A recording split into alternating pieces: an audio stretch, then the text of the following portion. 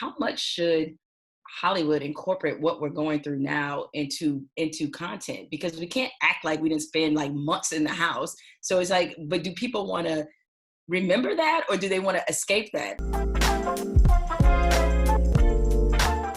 Um, Yeah. you said you got into acting, or the Grey's role came along, a little bit later in life than you maybe typically hear about actor stories. Um, what made you want to act in the first place? So when I was little, my mom died, and I used to go spend the weekends and the summers with my Aunt Ellen and my Uncle Jimmy. My Uncle Jimmy was my mother's brother. And I used to go live with them in New York in the weekends and the summers, and my Uncle Jimmy would take me to plays. And he couldn't afford to buy tickets for the plays. So what we used to do is he would take me and my cousins. And at intermission, we would just stand outside and we would wait for intermission. And then when it was intermission was over, my uncle would just go, okay, now just go in and just stand in the back of the theater. You're 8, no one's going to question you. So until I was like 15, I only saw the second act of like The King and I and Annie and so many plays. The Rockettes at Radio City Music Hall. Like I never saw the first act. I only ever saw the second act because I would sneak in at intermission. So I think the exposure to that, and, we used to go walk by the Winter Garden Theater and see the movie premieres. And back in the day when the actors would come out in the limousines and all that. So I think it was my experience in New York was an escape from my real life in Boston. Going to the city and spending that time in New York City was so magical to me at that time. I think that influenced me and made me want to go down that path. Now, unless you have some psychic ability we're unaware of, there's no way that you could immediately look at, the early renderings of Grey's Anatomy and say, this is going to be an international billion-dollar franchise. I get that part of it. However, I did read that you didn't think it would be very successful at all. I mean, is that true? What was it about it that you thought this is not going to probably work for at all, or for any length of time that would make this even relevant in today's culture? Why did you doubt it? I think I probably always doubted myself. I knew that there were super talented people on the show, but I doubted it because I had been hearing from the network that they didn't like it. So I had been hearing, we didn't have an air date.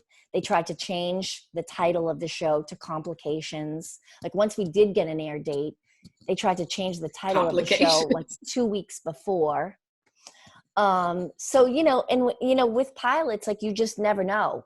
And we weren't hearing great things because they wouldn't give us an air date. So, and I had been in a few movies before Grey's, and my parts had been like completely cut out altogether or reduced down to smaller parts. So although I had some luck working with some amazing people, all my parts would get cut short. And they don't tell you, you show up at the premiere and you think you're in this movie, and then your part is like a flash. So, it's cruel. Yeah, well, considering how much, as you said, you didn't really like the chase, I guess had Grey's not worked out, I mean, could you have seen yourself maybe quitting acting altogether? Who knows? I think I don't think if Grey's didn't work out, I wouldn't have quit. I was going to quit before I got the first studio movie that I did is a movie called Moonlight Mile with Jake Gyllenhaal. And if I didn't get that part, I was seriously considering, because at that time I was 30. So it was like 29. So I was like, okay, if I don't get this, it's not meant to be. Because I was getting a lot of affirmation by big directors were calling me in. I would audition for big movies and I didn't get them. But a lot of directors were calling me in telling me like, you pop on camera, you shouldn't quit, you have it, this and that. So I was getting some affirmation that like I was kind of in the right lane. But I also thought, I have to find something else to do because I'm probably going to have to work at that for, 10 years before I, make any strides. So I was like, I better figure it. I better not try to be a struggling actor till I'm 40. You know what I mean? So. Yeah, because nobody wants to do that. eyeball question, but I know it happens to you. How often do people ask you if you're related to the Secretary of State, Mike Pompeo? Oh Lord, no, people don't ask me that. Right. But the last name, I know you were like, dude, you're not doing me any favors right now.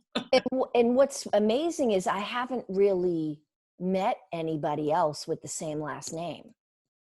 So I don't even know. And it's funny, I got an award one time from like the Italian American Association or something in DC, right? And there was all these prestigious Italian Americans at this dinner, and all being given award, Nancy Pelosi among them, um, and Marty Scorsese. There was some like real heavy hitters in the room, right? So Rudy Giuliani, of all people, says to me, you know, we're from the same village. And I was like, no. And he wasn't, at that time, he wasn't as bad as, you know. Yeah, he wasn't the asshole he's become. Gotcha. Yeah. Yeah. And so, but it's funny because our grandfathers came from this small little town called Gesualdo. And so our grandfathers probably, so I, you know, there's some chance that I possibly could be related to that maniac who's gone senile. Among other things. You know. I implore you not to go too deep into the family tree then, if that's the case. Yeah, no, for sure not. No. You don't want to be living with that. No. We've been under, this, who knows how long we'll continue to be under some form of quarantine with COVID-19. You're on a medical show. I know you can't necessarily give away the plot, but I've asked other actor friends of mine this privately. It's like, how much should Hollywood incorporate what we're going through now into content? Because we can't act like we didn't spend like months in the house. So it's like, but do people want to remember that, or do they want to escape that? Like, as somebody who's clearly a professional, what's your view on like how Hollywood should handle this time from a content standpoint? Well, I can't really speak for other shows. You know, I think depending on the content and the topic of the show, you don't necessarily have to talk about it, right? But on our show, certainly on a medical show, I certainly think I think it's an opportunity, like everything.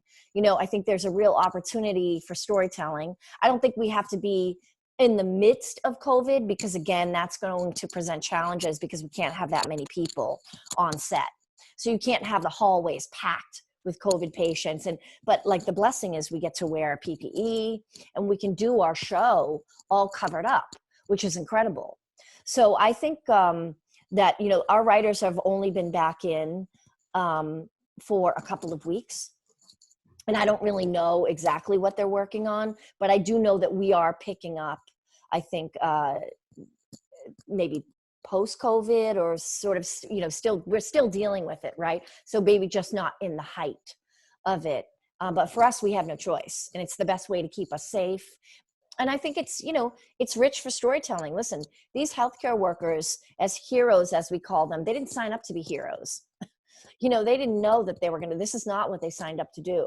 So I think there's some opportunity there for some storytelling, and some empathy and understanding. So I'm proud of our show for the platform that we have in that respect, is that we have this incredible platform and this sort of lens that we can show middle America. We can point out these things. We have the ability to show empathy. We have the ability to tell stories and talk about themes that need to be talked about in a way that's entertainment, but also provokes thought, hopefully. Do you have any trepidation or concern about going back to work because of the pandemic? Yeah, I have asthma, so I definitely am being hypervigilant and being, you know, really careful about what I do. That being said, I really trust the people that I work for. And I think, and I'm not going to walk into any situation that I don't feel comfortable. And I know it's not in their best interest for me to get sick.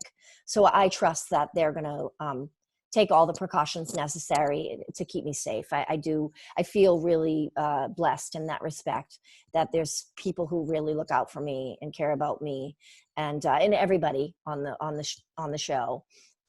There's thoughtful people behind the scenes. So I'm grateful for that. Grey's is a moneymaker. They're not letting any of us get sick. You know, we're all too important. All of the actors on the show, we're all too important. When in doubt, trust capitalism, huh? Yes, follow the money.